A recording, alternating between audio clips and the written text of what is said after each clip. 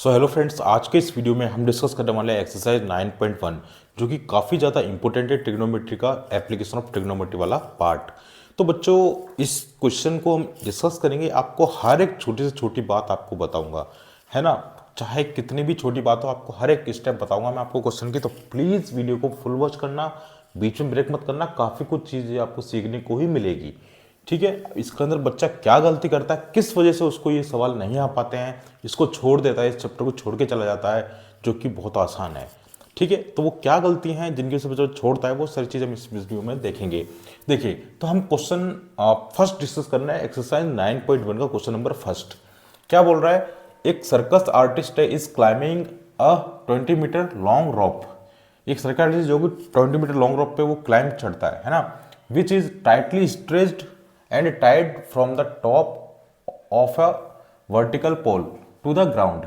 ठीक है, एक वर्टिकल पोल से बना हुआ है जो कि ग्राउंड से टच हो रहा है वो।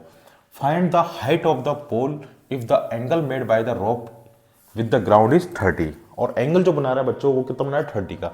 फॉर एग्जाम्पल, जैसे कि ये देखो, ये है, ठीक है, ये वर्टिकल है, यहां से उसने टाई करा है रोप को, ऐसे है ना, यहां से उसने रोप को टाइप किया है। अब देखिए, यहां पर वो जो एंगल बना रहा है बच्चों, वो बना रहा है कितना? 30 डिग्री का एंगल, ठीक है।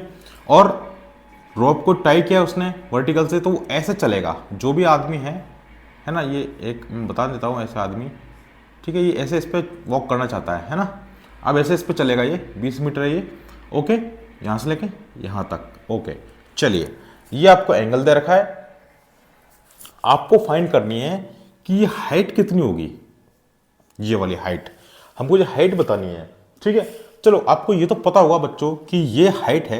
तो मेरे को बात बताओ, ये चीज़ वैसे क्या है? ये परपेंडिकुलर होता है, ये बेस होता है, ठीक है, और ये क्या होता है आपका? हाइपोटेनियस। ये तो सही बच्चों को पता होना चाहिए अभी तक, क्योंकि ये राइट एंगल ट्राइंगल है, ठीक है, राइट एंगल ट्राइंगल है। ये हाइट है, ये परपेंडिकुलर होता है, ये बेस होता है। ये बहुत ज़्यादा इंपॉर्टेंट है। बच्चे को यही चीज़ समझ में नहीं आती कि उसको एंगल कौन सा पुट करना है, और जो कि एंगल जो ग्राउंड पे एंगल जो कितना 30 डिग्री दे रखा है। अब देखिए, अब आप क्या करोगे?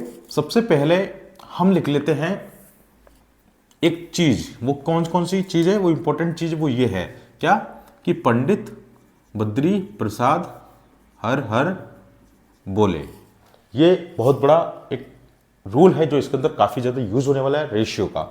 अब बच्चे को पता क्या है, समझ में नहीं आता उसको कि यहां पर टेन थीटा लगेगा या साइन थीटा लगेगा या कॉट थीटा लगेगा, आखिर लगेगा क्या। तो बच्चा कंफ्यूज रहता है। और देखिए, उसको कंफ्यूज नहीं होना है।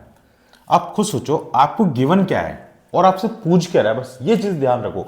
आपको गिवन क्या है कि ये एंगल गिवन है, ठीक है। दूसरी बात, एंगल तो अपन गिवन है, चलो एंगल कोई बड़ी बात इश्यू नहीं है आपको एंगल पता करने के लिए। एंगल का कोई बड़ा इश्यू ये है कि आपको फाइंड क्या करना है और आपको गिवन क्या है। तो आपको गिवन क्या है बच्चों, मैं ये बोलूं तो ये क्या गिवन है? एक तरीके से आपको हाइपोटेनिस गिवन है। आपको फाइंड क्या करना है? एच फाइंड करना है, यानी कि परपेंडिकुलर फाइंड करना है। तो ये दोनों किस में आते हैं?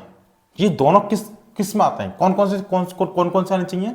आपका एच और पी, आपका एच और पी आने चाहिए, वो रेशियो हमको चाहिए। तो एच और पी किस में आते हैं?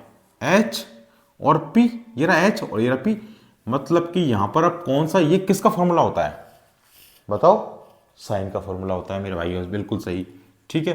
तो ये साइन थीटा का फॉर्मूला होता है, तो भाई साइन का भी कर सकते हो आप। और इसका उल्टा क्या होता है? इसका उल्टा का भी चला सकते हो आप, ठीक है। जरूर नहीं कि एच और पी है तो पी अपन एच भी ले सकते हैं, एच अपन पी भी ले सकते हैं, कोई दिक्कत वाली बात नहीं, उसका उल्टा फोर्स। लेकिन अपनी डायरेक्ट मतलब साइन, तो भैया यहाँ पर क्या लिखूंगा मैं? Sine 30 degree. मतलब कि ये बच्चों को समझ में नहीं आता कि साइन थीटा लगाएं ये क्या लगाएं, यहां तक सबसे बड़ी कंफ्यूजन होती है बच्चों की, ठीक है। चलिए, अब आपको क्या फॉर्मूला क्या होता है वो लिख दीजिए। क्या होता है फॉर्मूला? पी अपॉन एच होता है, ठीक है। क्या आपको क्या क्या गिवन है वो लिख दीजिए, है ना।